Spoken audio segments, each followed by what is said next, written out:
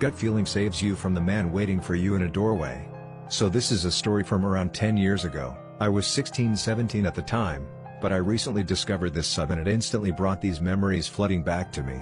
At the time I kind of just brushed it off because nothing bad ended up happening to me and put it down to I guess shit just happens to you when you are a woman walking alone at night, but looking back now I realize how creepy it really was.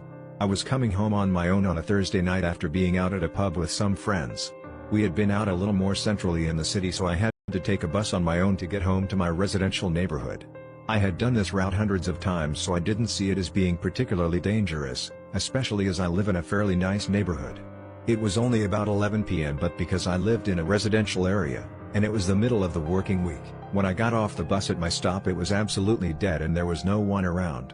Again, this didn't spook me, particularly as it is only about a 5-10 minute walk from the bus stop to my house. As I turned down a long residential street that leads towards my house I noticed a guy walking further down the street.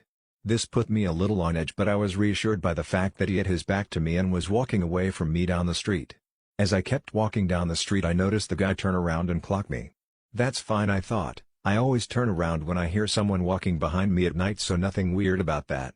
But I noticed as we got further and further down the street he kept doing it, kept checking I was still walking in the same direction as him. At this point I'm starting to get pretty freaked out, particularly as I am painfully aware that we are the only two people around. Just as I was weighing up what I should do, he turned down the path of one of the houses to our right and I breathed a sigh of relief. He is going into his house. I was just being paranoid the whole time. The houses in my area are terraced, with the front doors being kind of embedded into an enclave at the front of the house. What this means is that from where I was standing, about 50 feet away, I couldn't actually see the front door of the house, as it was obscured by the wall.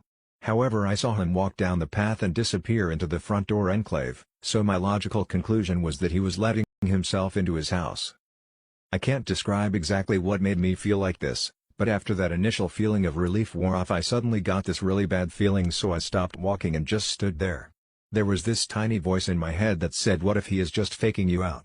The feeling became so strong that I stepped off the pavement and ducked down behind a parked car and just waited.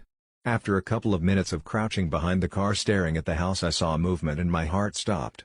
The man came back down the path, out into the street, and was looking around, looking for me. He must have been waiting for me in the doorway, knowing that if I kept walking I wouldn't see him until it was too late. Unfortunately for him, his hiding place also meant that he couldn't see me, so when I didn't walk past as he anticipated, he had to come back out into the street to try and work out where I was. Looking back now, I probably should have called the police at this point, but as a scared teenager my fight or flight brain took over and I sprinted down one of the roads running perpendicular to the street that we were on, as I knew I could use it to take a slightly longer route home. I didn't stop running until I got home, where I quickly double-locked the door behind me.